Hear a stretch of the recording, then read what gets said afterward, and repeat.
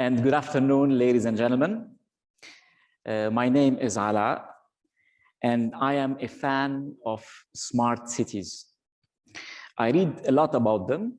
I think a lot about them. And I think they are the most interesting topic in the world. And I hope that by end of this presentation, I'll be able to pass some of that excitement to you. As Richard said in his opening notes, we are here to learn, to inform, and to inspire. And this is a high bar that I hope I will clear today. Let's start by defining what a smart city is. You will find plenty of definitions out there on the web, but this is my favorite one. By Boyd Cohen, a technology strategist. He says that a smart city is a city that utilizes ICT tools to achieve two goals. Number one, making the citizens happy by providing them more services and increasing their quality of life. Number two, it's reducing our carbon footprint and overall environmental footprint. What I like about this definition is it does not put technology at the center. It puts humans at the center, and it puts environments at the center. And this is our first key message here today, that a smart city is not one that is a showcase for technology. Rather, it's one that is enabled and empowered by technology. And this is very relevant to us here because we live in one of the most exciting parts of the world. We're surrounded by mega cities and mega projects who want to be smart. From the Expo 2020 in UAE, to NEOM and the Red Sea project in Saudi Arabia, to the Lusail city in Qatar. All of these are embarking on a transformative journey to transform their cities from regular cities to smart cities. How they're doing that? By engaging in a process of digital transformation that has 6 blocks. Internet of Things, security, both physical and cyber, AI and machine learning, big data and analytics, 5G mobile computing, and blockchain. Today, because time is short, we're gonna only focus on 2 out of these 6 components, security and Internet of Things. Let's start. When we talk security in smart cities, it's important to remember that it's not about the number of cameras, and it's not about how much footage you collect.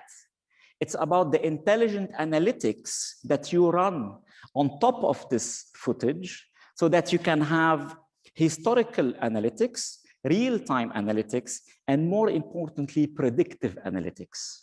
This is how you transform data from raw data into actionable data. Let's take some examples. In Abu Dhabi, the traffic police is experimenting with mobile edge computing with intelligent analytics. We're all familiar with license plate recognition at the entrance of parkings or malls at 0 kilometers per hour, but that's boring. What if we do license plate recognition and intelligent analytics at 120 or 150 kilometers per hour? What they're doing here is they're installing mobile edge computing with intelligent analytics at the edge to capture all the license plates of all cars driving at average of 120 kilometers per hour across 12 lanes in 2 directions. And they're deciding real time who the violators are. This car is speeding, this car's registration is expired, this guy is not wearing a seatbelt. Obviously, this requires a lot of heavy GPU computing at the edge, but more importantly, intelligent software analytics at the edge, also linked to the cloud with currently 4G technology, and 5G technology is coming on the way. Dubai police upped the ante. So instead of doing a fixed monitoring of mobile targets, now they want to do mobile monitoring and analytics of mobile targets. So in the last Intersec before the pandemic, they showcase a police light bar with 12 cameras, with a mobile edge computing in the truck that is doing analytics of these license plates and issuing the traffic violation on the move as both the target cars are moving and the police car is moving. The next step is they want to send some of that analytics into the cloud. They're just waiting to experiment with 5G gateways so that they can move a lot of this analytics to the cloud and save it from the car itself. Let's apply some more intelligence to it. In Japan and in Taipei, you have two companies, Fujitsu and A-Value, who are applying AI and machine learning to analyze traffic patterns. And this is enabling them to come up with intelligent insights to know how to design the traffic patterns and design the urban planning as a result. Here in Dubai, there's an MIT spin-off co-founded by very clever Emirati and American people who is applying AI technology to V2X communications, which is vehicle to everything communication. What they're doing is they're monitoring with their smart, intelligent video analytics the pedestrian movement at the intersections of crosswalk. And their machine learning model is able to predict from the movement of the person and from his body language whether he's distracted or focused as he approaches the intersection. And by that, the system is able to send immediately a warning to drivers in cars approaching that crosswalk to slow down. Technology can save life. And as Arif said in his speech, this is what's called preventative soft security. This is what we want, right?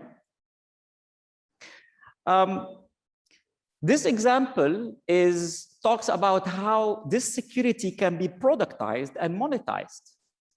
In Saudi Arabia, STC, the telecom operator, bundled together cameras, mobile edge computing, analytics at the edge, connectivity, and analytics at the cloud, and offer it as a video surveillance as a service package to SMEs, lowering their barrier of entry.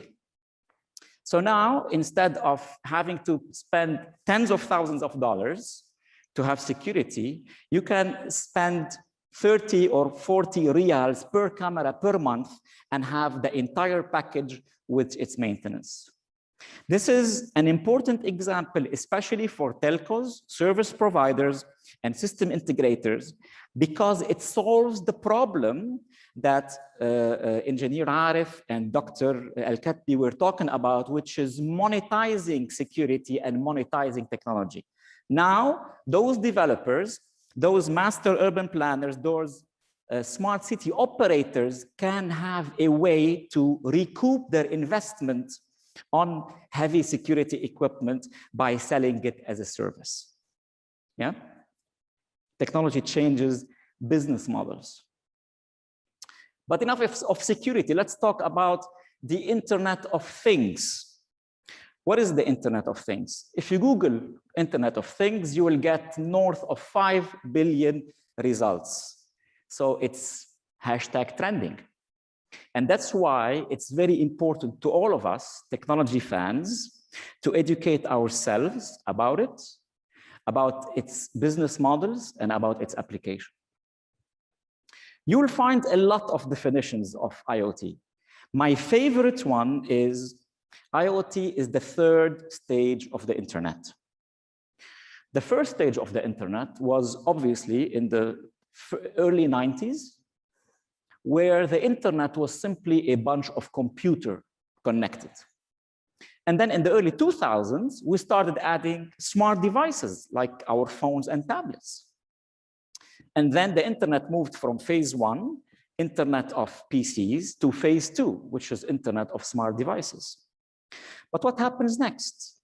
What if we start adding everything else and connecting it to the internet? What if we start connecting power substations and streetlights and roads and bridges and buildings and trucks and trees? When you connect these non-smart devices to the internet moves from stage 2 to stage 3, which is Internet of Things. Now, the simplest solution architecture of an IoT is things connected to the cloud. What are these things? They could be sensors, such as a soil sensor connected to the cloud and sharing data about humidity, temperature, and acidity. Or a fuel tank sensor that is sharing data about temperature, leak, and fuel level. But these things can also be machines. Think, for example, of a power substation that is sharing data from sensors about voltage, current, fuel level, and temperature. Or a moving machine like a truck equipped with dozens of sensors and sharing all the data you need about location, speed, tire pressure, and other telematics data. Why are we doing this? We're doing this because on the other side of the cloud, we have a data center where people are sitting in front of screens, receiving all this avalanche of data and applying to them intelligent analytics, historical analytics, real-time analytics, and predictive analytics. And this is enabling them to make smart decisions and actionable decisions based on this data. Again, the message is the same. It's not about collecting data. It's about what you do with this data. If you ask any research company about the growth of IoT, you will hear different numbers. If you ask Strategy Analytics or Gartner or Cisco or anyone, you will hear some estimations of 30 billion, 40 billion, sometimes 50 billion devices will be connected to the internet by 2025. But even though they disagree on the total number, they all agree that IoT or non-smart devices or things will take the lion's share of the internet. So for every mobile or tablet or PC, you will have 6 or 7 things. The ratio will be 6:1 or 7:1, and the face of the internet will change, and the meaning of what it means to say internet will change.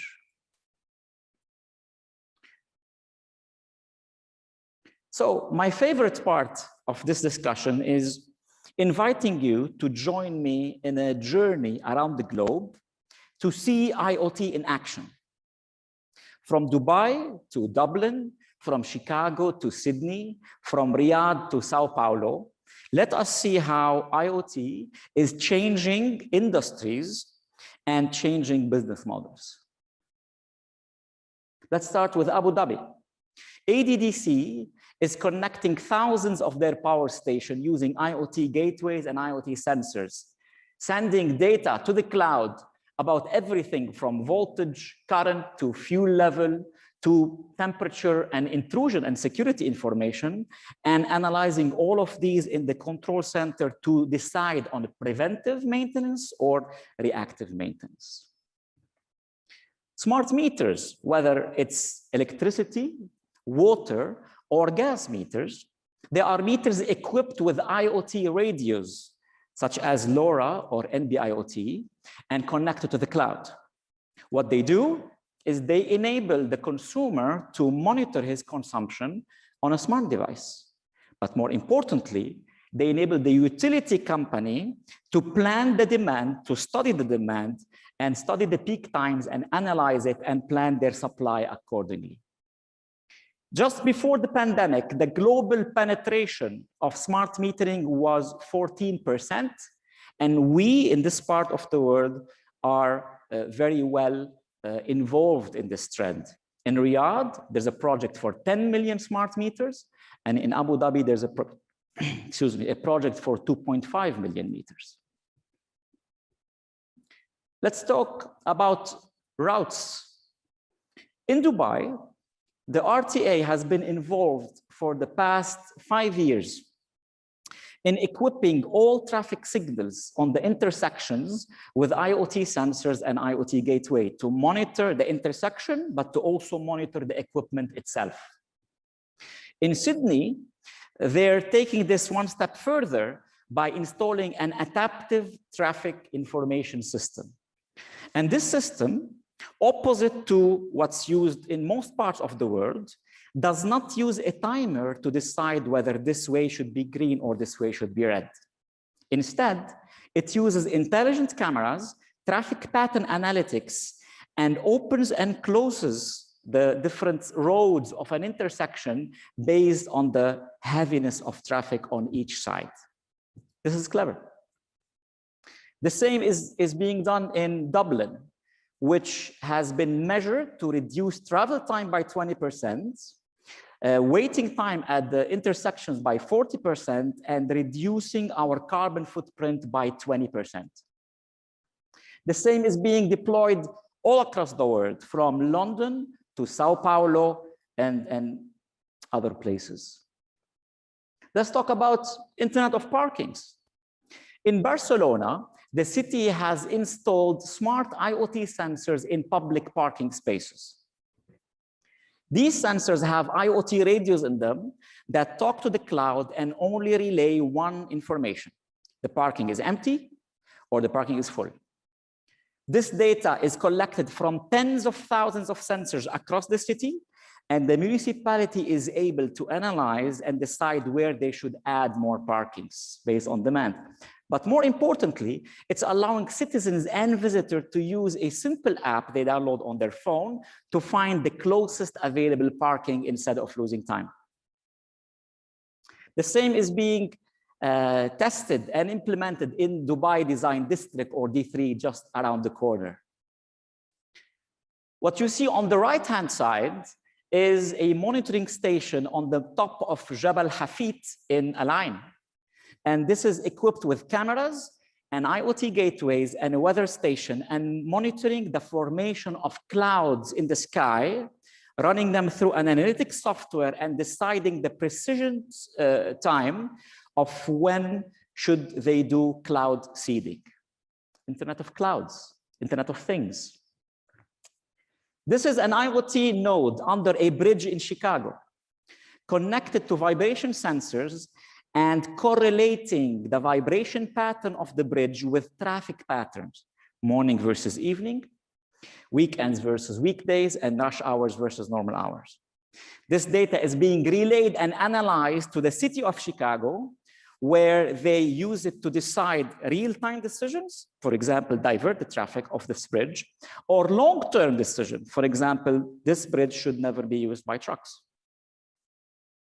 This is an IoT node in the northeastern part of the United States, measuring the temperature on the road and the thickness of the ice, and being used to send back to the control center so that they can warn the drivers over digital signage about which roads to avoid. This example is close to my heart because it comes from my country, from Lebanon, where a very clever entrepreneur has started her own startup called Internet of Trees. And what she's doing is she's using intelligent video analytics over cameras to analyze the health of fruit trees, to monitor and identify the different pests, and to recommend to farmers what kind of pest they should use and with what precision quantity. Even trees are being connected to the internet. Now, what I left till the end is my favorite example of all of this. I visited Galway in Ireland in 2015, and I met a small business that does ready-made concrete. It's run by Des, the father, and his son, John, who is the new blood running the business. Now, what I learned by discussing with them is I learned a lot about the concrete making business. Basically, you pour the liquid cement into these molds, and then you have to wait until the concrete cures. You don't want to remove the mold too soon because the concrete could crack. But also, you don't want to leave it too long because you're losing storage time, project time, time to market, and money. So you have to strike just the right balance. After being in the market for more than 40 years, Des, the father, who's a 67-year-old, very pleasant man, he was able to identify the exact amount of time needed for the concrete to cure based on the time of the year, based on the temperature and the humidity outside. And he's done it for 40 years, and he has the tribal knowledge, and he's the expert on it.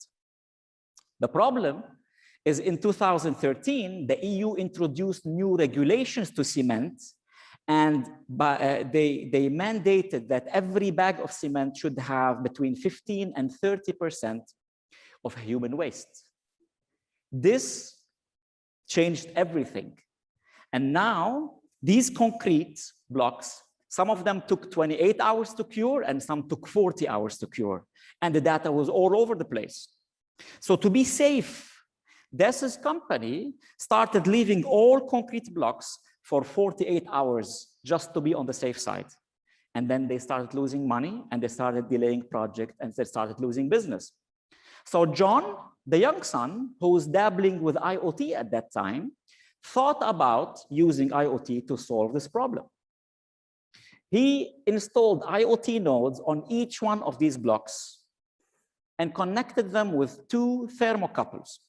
A thermocouple is a temperature sensor that costs €1. It's expendable, and it does not need electricity. They planted the two sensors inside the liquid cement. They connected to the IoT node, and they monitored the temperature over the cloud. So if you go and visit their factory now, you will see dozens of rows and dozens of columns of concrete blocks left to cure. And on each one, you will see one IoT node connected to two sensors. The IoT nodes in hundreds form a mesh, and they talk to a gateway, and the gateway sends data to the cloud. And on the corner of the yard, you will see John sitting with his laptop open, browsing through the different pages on an application that he made that shows the different rows or different columns of these blocks. For example, in this case, you can see that the first 5 blocks still have some time to go, but this block is ready. There is no arguing with data, right? So they remove the mold, they disconnect the IoT node, they sacrifice the two thermocouples, and they ship the block to site. What I will never forget is what Des told me when he was explaining this business case to me. He said it was like the data, it was like the concrete was talking to us. This is the power of data and technology. So let's wrap up. Today we spoke about Internet of Stations, Internet of Meters, Internet of traffic signals and intersections, Internet of parkings. We spoke about Internet of roads and bridges, Internet of heavy machineries and cement and concrete block. And because we're short on time, I could not talk to you about many other things. Internet of oil pipelines, Internet of trash, Internet of ATMs and vending machines and coffee machines, Internet of vine trees. This is how IoT deserves its name by becoming Internet of everything. I will finish with 3 messages, one for the business leaders, one for the service providers, and one for the city leaders. For the business leaders, whether you are in the light industry, such as retail, banking, or healthcare, or in the heavy industry, such as transportation, utilities, oil and gas, and others, embrace digital transformation. Digital transformation can solve your existing problems and transform your business into more efficient, less OpEx, and sometimes new revenue streams. To telcos, service providers, and SIs, You can no longer be satisfied and stick with selling connectivity, cloud, and licenses. These are being commoditized. The next step to remain competitive is to move up the value stack and find a way to productize IoT, security, analytics, and the other 6 pillars of digital transformation. And this is how you will survive the next disruptive phase.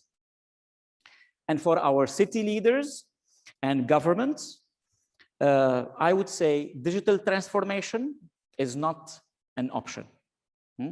Smart cities is no longer a buzzword. It's a mandatory process that every city must engage in if it wishes to compete in the new economy of the 21st century.